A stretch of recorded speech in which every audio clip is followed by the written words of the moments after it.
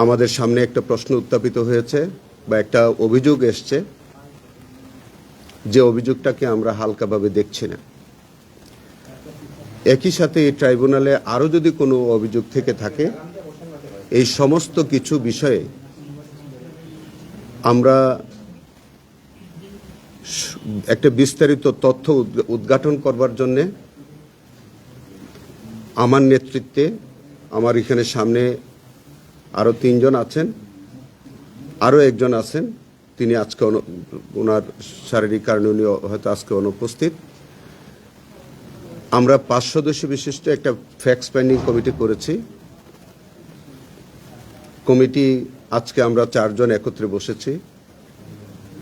আমাদের এই fact finding কমিটির মূল বিষয়বস্তু হচ্ছে, আমাদের প্রসিকিউশন টিমের কোনো সদস্য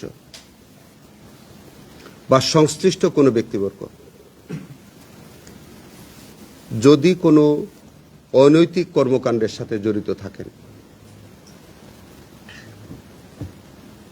সেই বিষয়টি আমরা তথ্য উদ্ঘাটন করব। যদি তাদের বিরুদ্ধে সাবস্টেন্টিভ কোনো অভিযোগ পাওয়া যায়, তাহলে তাদের বিরুদ্ধে, সংশ্লিষ্টদের বিরুদ্ধে আমরা যথাযথ আইনগত ব্যবস্থা নেব।